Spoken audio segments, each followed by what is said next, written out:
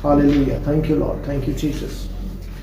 धन्यवाद यीशु, धन्यवाद करें, परमेश्वर का धन्यवाद करें। सभी लोग परमेश्वर का धन्यवाद करें, थैंक्स करें। खुदावन ने आज फिर से हमें आज का दिन दिया, परमेश्वर ने थैंक्स करें। खुदावन ने फिर से आज हमारी जिंदगी में एक नया दिन, नई दोपहर, नई शाम और नई रात दी। खुदावन हम आपका धन्यवाद करते हैं परमेश्वर, आज के दिन के लिए प्रभु, इस समय के लिए परमेश्वर।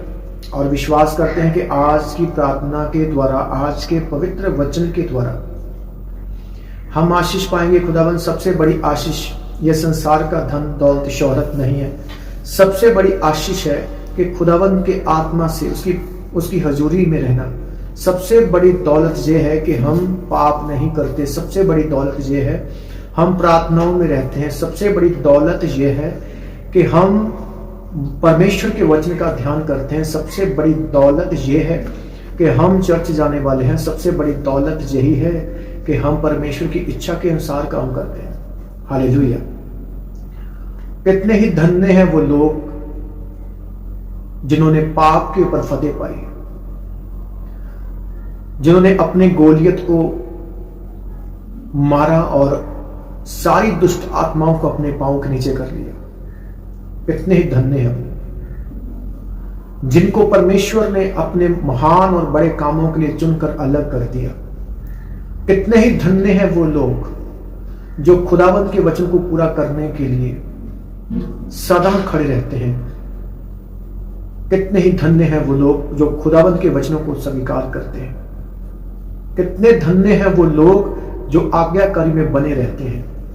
कितने धन्य हैं वो लोग जो खुदावंत की हजूरी को अपने बीच में महसूस करते हैं और उसकी प्रेजेंस को बनाए रखते हैं अपने बीच में। कितने धन्य हैं वो लोग, कितने अमीर है, कितने वो भाग्यशाली है, कितने वो स्वर्गीय राजाओं के समान है। हालेलुया। वो सबसे अमीर है।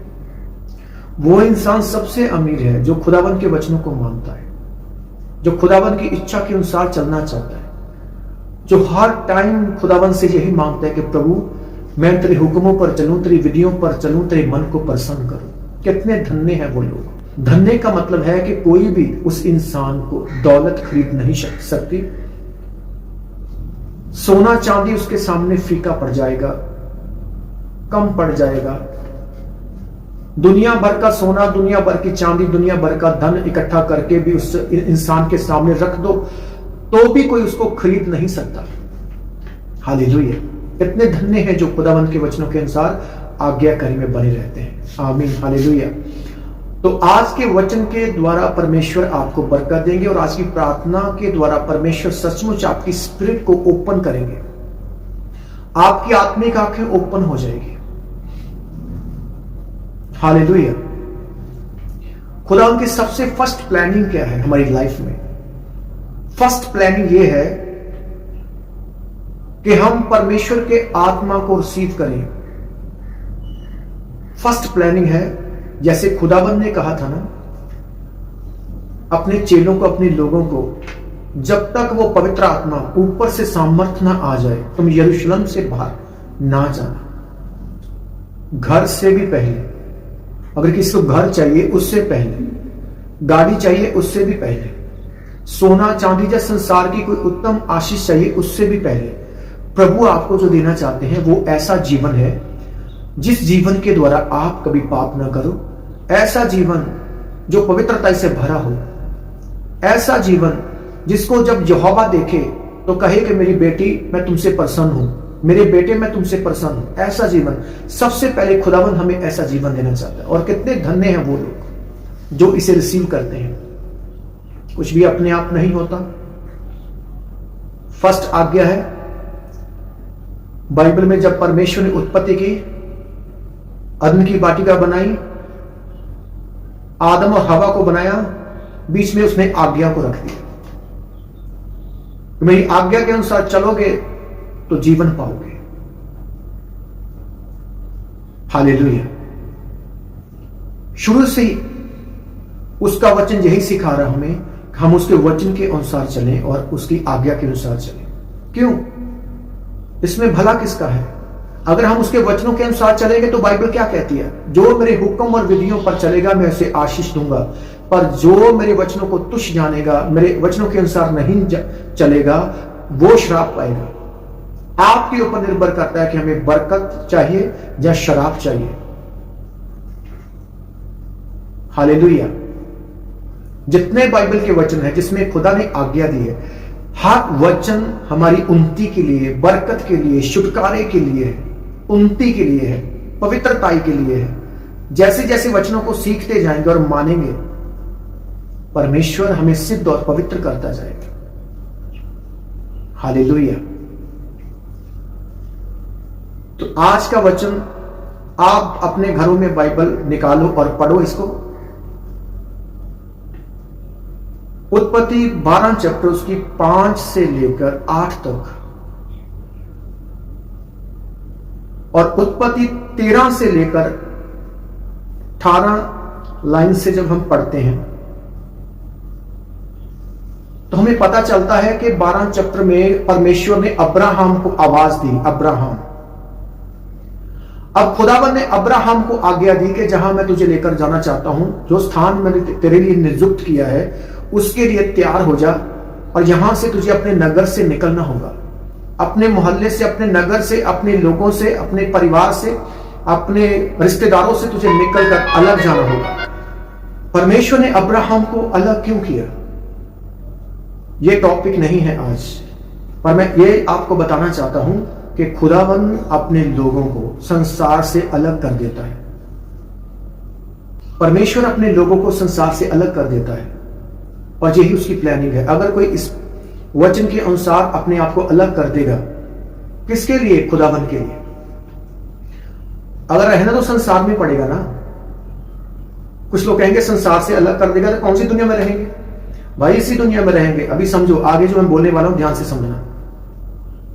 ऐसे संसार के लोग जो आपको संडे चर्च जाने से रोक सकते हैं और आपको अपनी पार्टी, जहां आपको अपने किसी फंक्शन में इनवाइट करेंगे और आपके ऊपर प्रेशर डालेंगे कि आपको आना ही होगा संडे।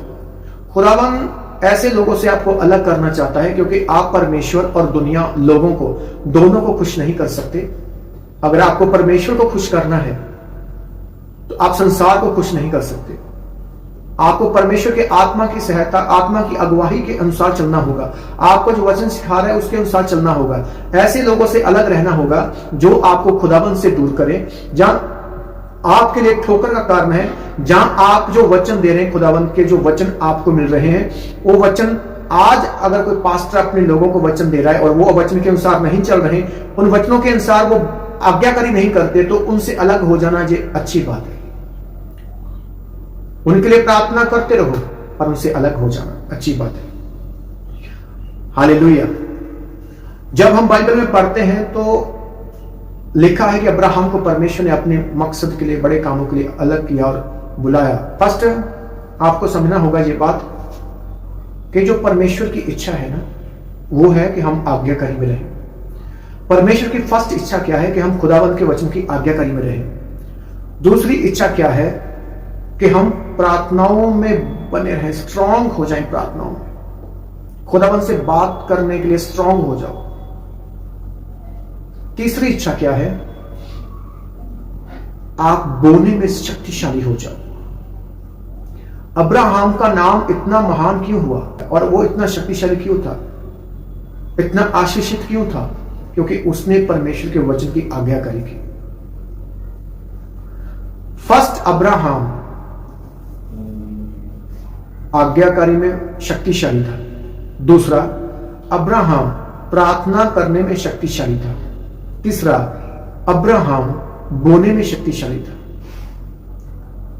अगर ये तीन चीजें आपने अपने जिंदगी में रख ली, जोड़ ली अपनी लाइफ के साथ, ये तीन चीजें ऐसी हैं जो तुम करना स्टार्ट कर दोगे तो बाकी के और भी जो मसले हैं उनका भी हल होना शुरू हो जाएगा, आत्मिक। और जितने भी अटैक है शैतान के, वो धीरे धीरे खत्म होते जाएंगे। और जितनी भी मुसीबतें हैं, जितनी भी प्रॉब्लम्स हैं, वो सब खत्म हो जाएगी और यहोवा का आत्मा आपको आजाद करेगा। हालेलुया। मैं प्रार्थना करता हूं प्रभु यीशु के नाम में, अंधकार की सारी शक्तियों को जो मेरे खिलाफ है, जो आपके खिलाफ है, आज्ञाकारी करने से रोकती है, प्रार्थना करने से रोकती है, बीज बोने से रोकती है।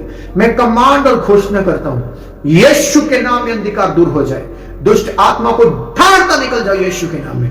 Out in the name of Jesus, out in the name of Jesus, out in the name of Jesus, out in the name of Jesus, out in the name of Jesus. रे बाशा बाला संदना को बोरा चका बाला शेटे के लिए बारा सुंदरों को मेका नामाना सुंदरों को बोले के लिए बाशा का। जब तुम उत्पत्ति 12 उसकी लास्ट में पढ़ोगे तो लिखा होगा कि अब्राहम जहां पर खुदावंद उसको लेकर गए वहां पर उसने पहले फर्स्ट वेदी बनाई। तो वेदी बनाकर वो प्रार्थना करने लगा। वेदी कौन बनाएगा? फर्स्ट क्या करना चाहिए लाइफ में? फर्स्ट सबसे पहले जब मसीहत में आते हो तो आपको वेदी बनानी चाहिए, प्रार्थना का स्थान बनाना चाहिए। आपके पास 4-5 रूम है घर में और आपने किसी रूम में प्रार्थना का रूम नहीं बनाया, किसी रूम में, तो आपको फर्स्ट क्या करना होगा? प्रार्थना की वेदी को तैयार करना होगा। इसका मतलब है कि हर रोज आपको प्रार्थना करनी होगी, हर रोज आपको प्रार्थना करनी होगी।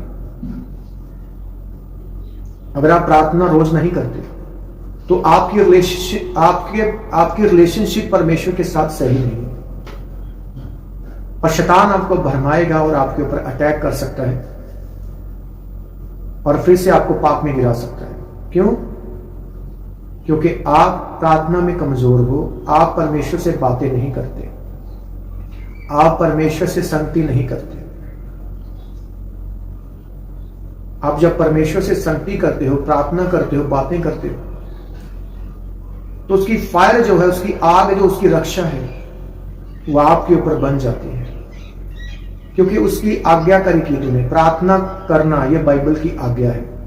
जब तुम बाइबल की आज्ञा को मानोगे तो परमेश्वर क्यों नहीं आपको बरकत देगा। चाहे आपके पास धन कम है, अच्छा घर नहीं है, गाड़ी नहीं है, सोना नहीं है, चांदी नहीं है, दुनिया का उत्तम से उत्तम आपके पास कुछ नहीं है, पर आपके पास सबसे अनमोल होगा वो जीवन जिसको देखकर परमेश्वर कहे कि ये मेरा प्रिय पुत्र है, ये मेरी प्रिय बेटी है। आमीन। क्योंकि उसने वादा किया है, जब हम उसके प्रिय हो जाएंगे, जब हम पवित्र हो जाएंगे, जब हम उसकी इच्छा के अनुसार चलेंगे, तो परमेश्वर ने यह वादा किया है कि वो तुझे बरकत देगा, वो मुझे बरकत देगा। किस रीति से अजूब की जिंदगी में उसका सब कुछ चला गया, उसके बेटे बेटियां मारे गए, उसका घर, उसका कारोबार, सब कुछ फिनिश हो गया, उसकी बॉडी गल गई, हर रोज उसने पेन थी, हर रोज दर्द, हर रोज, और परमेश्वर को वह धन्यवाद कर रहा था, मुबारक बोल रहा था। परमेश्वर ने किस रीति से अजूब को, जब उसने अपने मित्रों के लिए प्रार्थना की, खुदावन ने कहा अपने मित्रों के लिए प्रार्थना कर। खुदावन ने कहा, उसने परमेश्वर के वचन के अनुसार आज्ञाकारी की।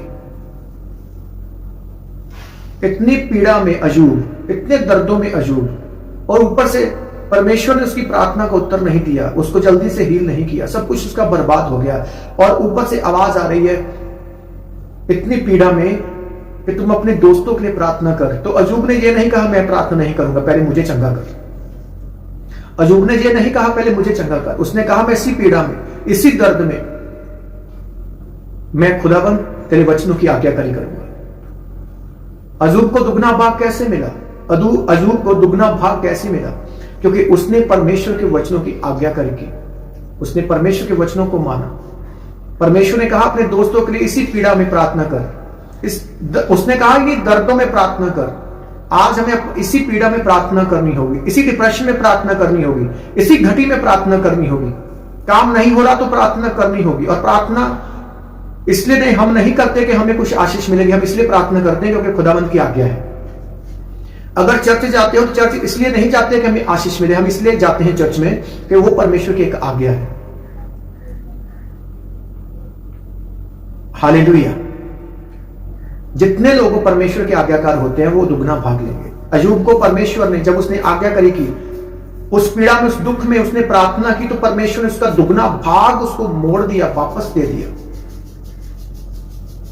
सब कुछ तबाह हो गया था, परमेश्वर ने दुगना करके वापस दिया उसको। बच्चे मारे गए थे, बच्चे सबसे सुंदर उसने दिए और परमेश्वर ने अजूब को बरकत दी। वो सब कुछ जो चला गया था दुगना करके खुदावंद ने वापस दिया। क्या आपको मुझे नहीं देगा? देगा।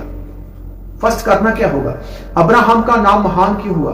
क्योंकि उसने फर्स्ट परमेश्वर की आज्ञा को माना। जो खुदावंद ने उसे आज्ञा दी उसको पूरा किया। जिस देश में वो गया सबसे पहले उसने प्रार्थना की वेदी बनाई। सबसे पहले उसने धन्यवाद की भेंट, मनतों की भेंट, खुदावंद को भेंट चढ़ाने के लिए उसने वेदी बनाई। खुदावंद को खुश करने के लिए उसने वेदी बनाई। सबसे पहले फर्स्ट। मैंने सबसे पहले अपना घर नहीं बनाया, सबसे पहले गाड़ी नहीं ली, सबसे पहले मैंने प्रार्थना का रूम बनाया। अब जहां पर बैठकर मैं आपको प्रचार कर रहा हूं, जहां मैं प्रार्थना में रहता हूं।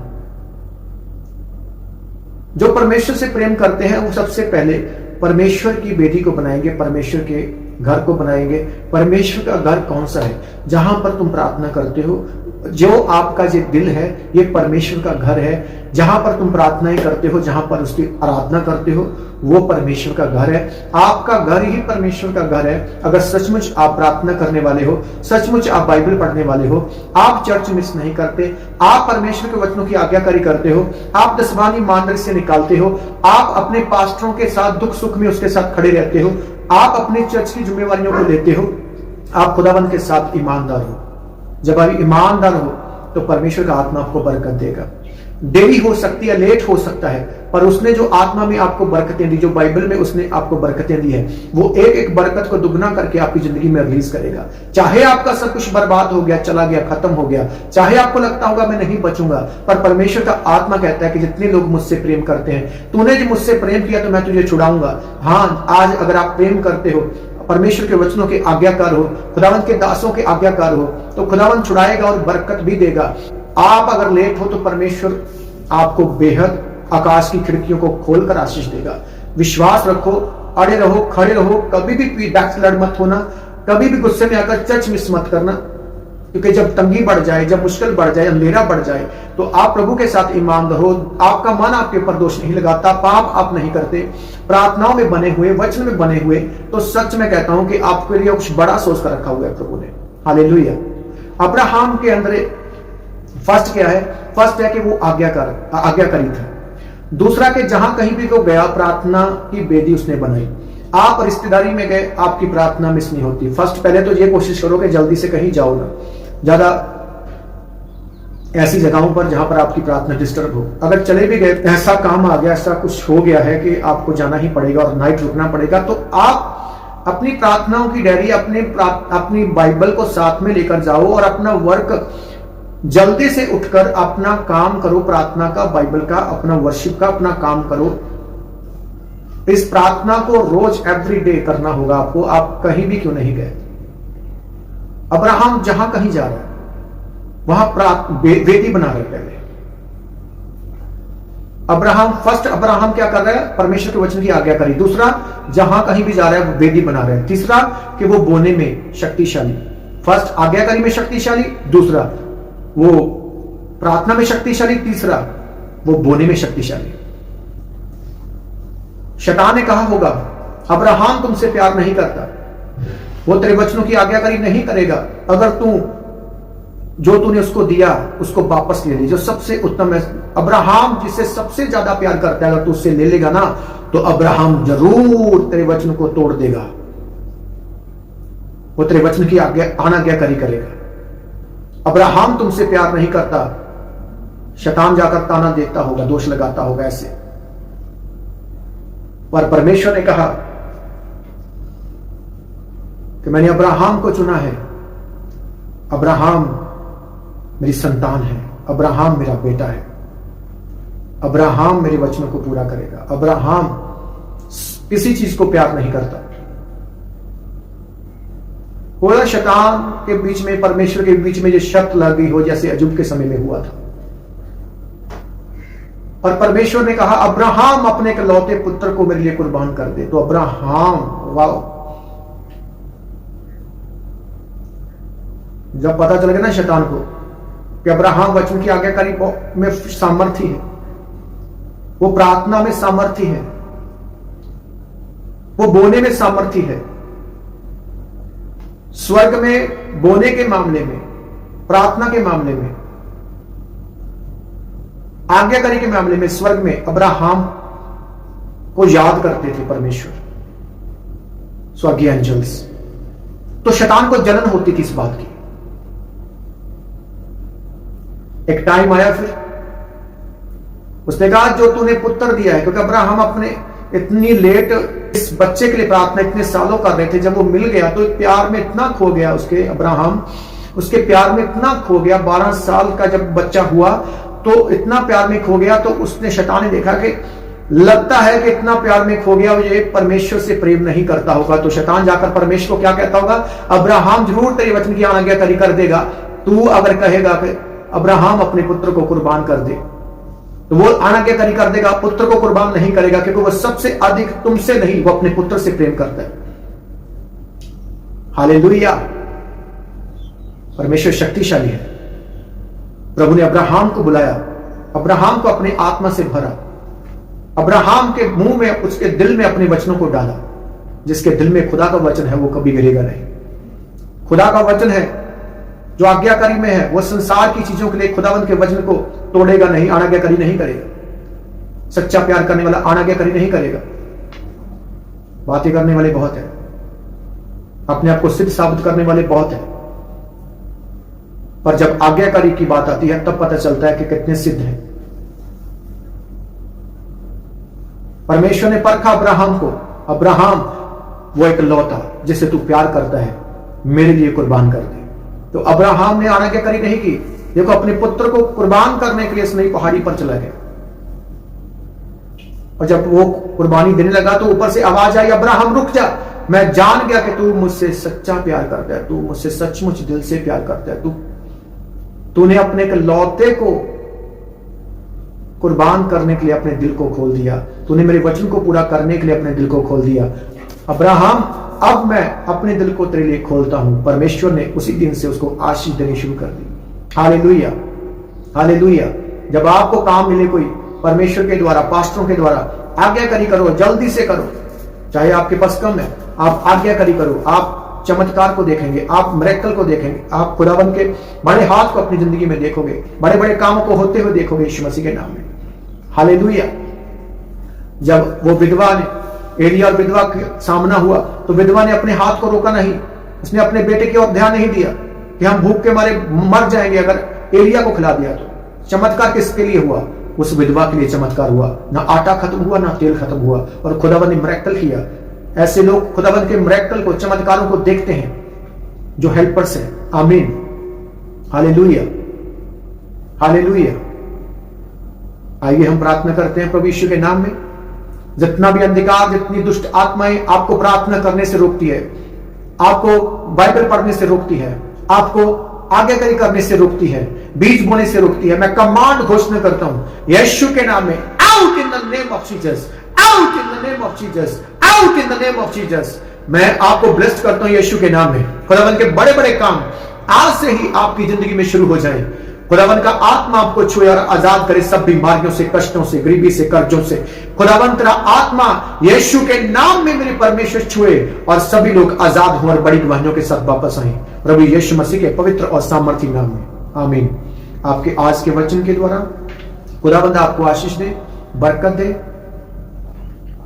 और मैं विश्वास करता हूं कि आज की प्रार्थना वचन के द्वारा खुदावंत ने आपको आशीष दी है। मिलते हैं अगली वीडियो में। अभी तक अगर लाइक नहीं किया तो लाइक करो, कमेंट करो और शेयर भी करो। आपको इस लाइक का, कमेंट का, शेयर का, इसका भी अजर फल मिलेगा, इसकी भी बरकत मिलेगी। तो ये वादा है खुदावंत का, जो तूने मेरे दास के साथ किया मैं तेरे साथ करूंगा 100 गुना। सोच लो अच्छा करने के बुरा। खुदावंत आपको आशीष दे प्रभु यीशु के नाम में। आमीन।